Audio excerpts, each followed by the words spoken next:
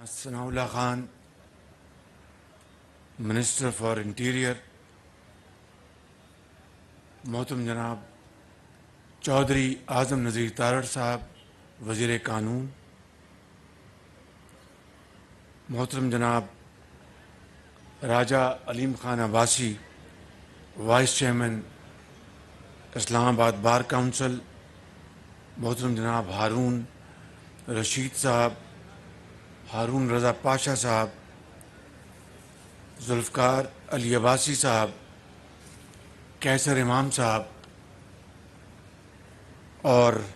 سابق supreme court bar کے صدر جناب احسن بھون صاحب، سید قلب حسن صاحب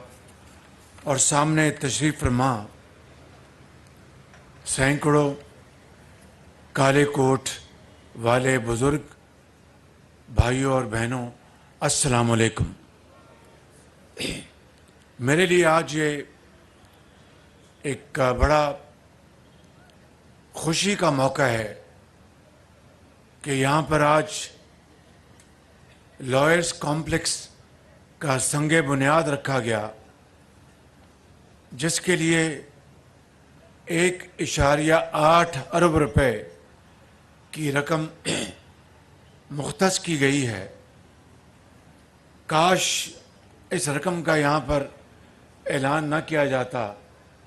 کیونکہ مجھے ڈر یہ ہے کہ کہیں حکم نہ آ جائے کہ یہ الیکشن کمیشن کے حوالے کر دیں۔ بارکیف اگر ایسی صورت پیدا ہوئی تو آپ کالے کوٹ والے ہیں، آپ خود ہی اس کو اچھی طرح اس کو ڈیفینڈ کر لیں گے انشاءاللہ۔ لیکن یہاں پر یہ بات میں ڈنکے کی چوٹ پر کہنا چاہتا ہوں کہ آپ معاشرے کے اس ممتاز طبقے سے آپ کا تعلق ہے جنہوں نے قانون کی حکمرانی، عدلیہ کی بحالی اور انصاف کے حصول کے لیے آپ نے پاکستان مارز وجود میں آنے کے بعد اب تک اور آئندہ بھی آپ قربانیاں آپ نے دی ہیں، جدوجہد کی ہے، اور یہ آپ نے جو آج مقام حاصل کیا ہے یہ کسی نے آپ کو پلیٹ پہ رکھ کے نہیں دیا، یہ آپ نے خود یہ جنگ لڑی عدل اور انصاف کے لیے، اور آج آپ اس کا میں سمجھتا ہوں کہ بجا طور پر اس کا کریڈٹ آپ کے سروں پر ہے۔ میں جناب چودھری اعظم نذیر تارڑ صاحب کو مبارکباد پیش کرنا چاہتا ہوں،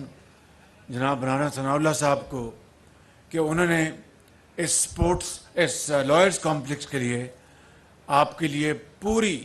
تندہی سے یہ کارنامہ انجام دیا، وگرنہ یہ کولڈ سٹوریج میں پڑا تھا، کاغذوں میں تھا۔ لیکن کمشنر سی ڈی اے یہاں پر ہوں گے اور ڈپٹی کمشنر بھی ہیں،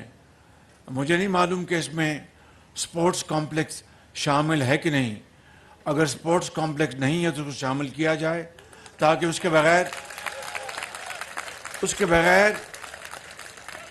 بغیر وکلاء اپنا مقدمہ صحیح طور پر نہیں لڑ سکتے۔ میرے کالج کے میرے کلاس فیلو تو گورنمنٹ کالج میں ہارون رحیم، وہ اللہ کو پیارے ہو گئے، وہ 10 سٹار تھے، تو ان کے والد سے کبھی میں ملتا تھا تو انہوں نے بتایا کہ میں ہارون، جب امتحان ہوتے ہیں تو میں ہارون کو کہتا ہوں کہ 2 سیٹ کھیل کے جاؤ تاکہ امتحان کے مرکز میں تمہارا دماغ تر و تازہ رہے گا۔ تو اس لیے یہاں پر sports complex should be part and parcel of this lawyers complex, اور اس میں سوئمنگ پول بھی ہونا چاہیے، خواتین کے لیے علیحدہ،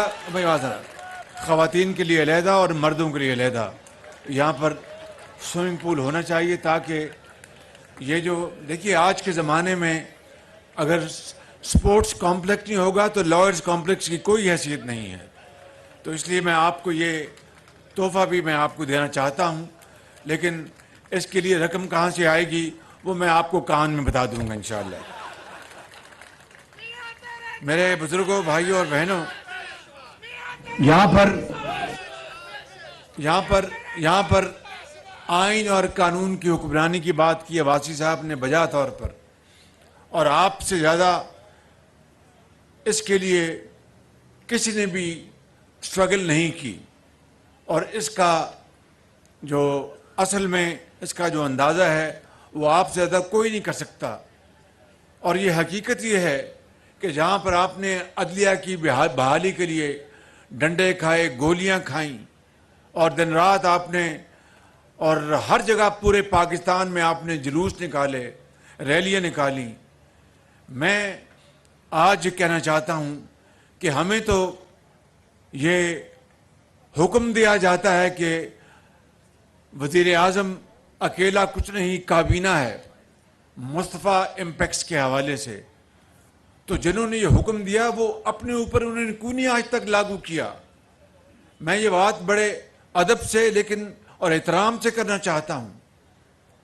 آپ نے مولوی تمید الدین کا کیس آپ سے زیادہ کون جانتا ہوگا کہ کس طرح انہوں نے کراچی میں ہائی کورٹ نے ان کے حق میں فیصلہ ہوا، اور پھر جسٹس منیر نے، وہ موجد ہیں نظریہ ضرورت کے، اور اس کے بعد یہ نظریہ اس نے پاکستان کو کہاں پہنچایا۔